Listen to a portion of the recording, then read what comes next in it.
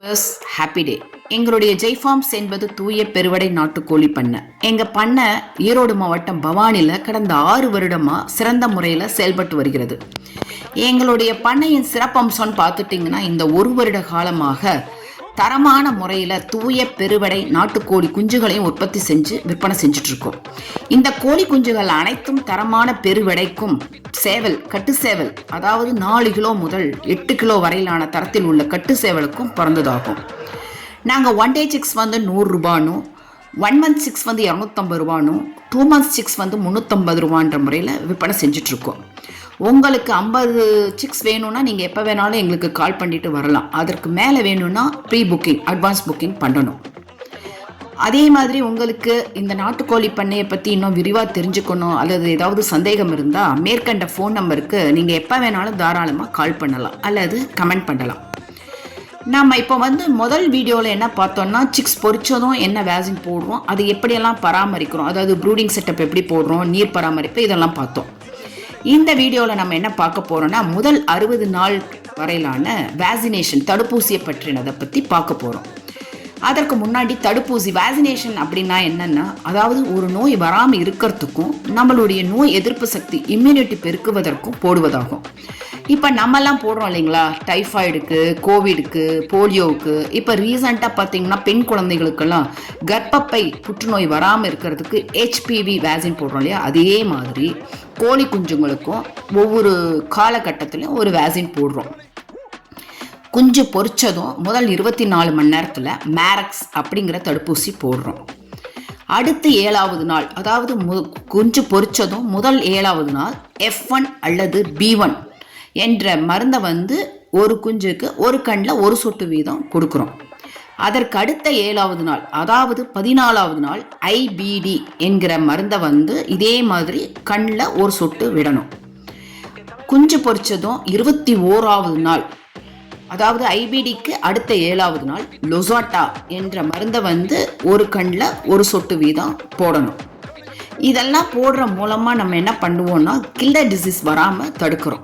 அதற்கு அடுத்தது சிக்ஸ் பிறந்ததும் 28வது நாள் மீண்டும் IBD என்ற மருந்தை வந்து கண்ணில் ஒரு சொட்டு விடுறோம். இது வந்து பூஸ்டராக செயல்படும். 35வது நாள் அம்மை நோய் வராமல் இருக்கிறதுக்கு ஃபவுல் பாக்ஸ் என்ற ஊசி மருந்தை குஞ்சலோட ஒரு தொடையில் 0.25 ml என்ற அளவில் போடணும். அதற்கு அடுத்தது மீண்டும் 47வது நாள் கண்ணில் வந்து லொசாட்டா ஒரு சொட்டு விடணும். இதுவும் ஒரு பூஸ்டராக செயல்படுது. அதுக்கு அடுத்தது பார்த்தீங்கன்னா 55வது நாளில் ஒரு வேக்சினேஷன் போடுவோம். அந்த 55வது நாளில் பார்த்தீங்கன்னா பொதுவாக நம்மளுடைய கோழி குஞ்சுகளோட தரமெல்லாம் பார்த்தீங்கன்னா குறைஞ்சபட்சம் 1/2 கிலோவுக்கு மேலே, அதாவது 500 கிராமுக்கு மேலே இருக்கும். இந்த டைமில் வந்து நம்ம என்ன பண்ணணும்னா, ஒரு பூச்சி மருந்து கொடுக்கணும்.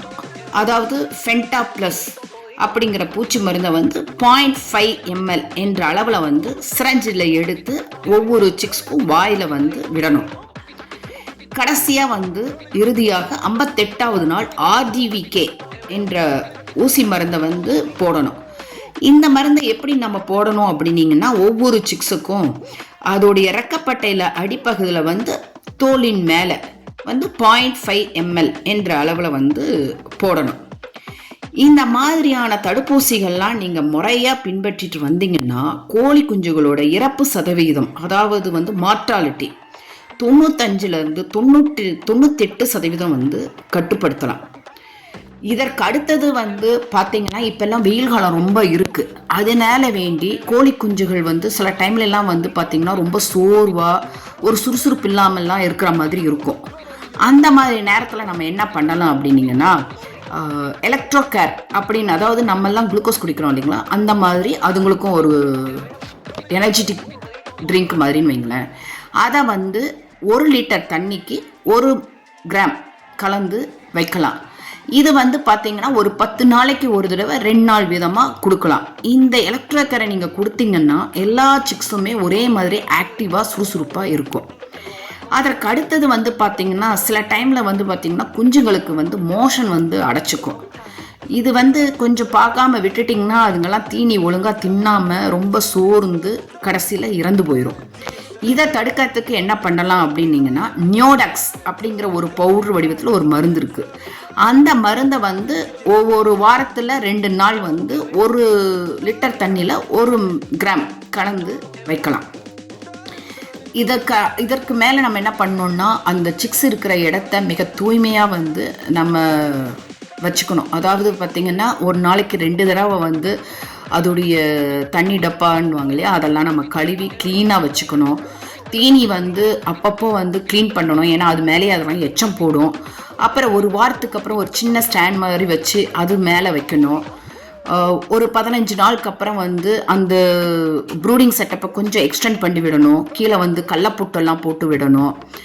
அதுக்கப்புறம் வந்து வேறு ஒரு இடமா மாற்றணும். அந்த 57வது நாள் வந்து நீங்கள் ஆர்டிவிகே போட்ட உடனே என்ன பண்ணணும்னா, நம்ம சிக்ஸ் எல்லாம் ஓப்பன் பண்ணி ஓப்பன் பிளேஸில் விட்டுடணும். அப்போ அந்த டைமில் வந்து நீங்கள் தீனியோ தண்ணியோ எல்லாம் வெளியில் தான் வைக்கணும். அப்போ தான் ஒன்று கொத்திக்காமல் தரமான முறையில் வளரும். இந்த சேனல் வந்து உங்களுக்கு பிடிச்சிருந்ததுன்னா ப்ளீஸ் ஜெய்ஃபார்ம் சேனலை லைக் பண்ணுங்கள், ஷேர் பண்ணுங்கள், சப்ஸ்கிரைப் பண்ணுங்கள். உங்களுடைய ஆதரவுக்கு மிகுந்த நன்றி. தேங்க்யூ.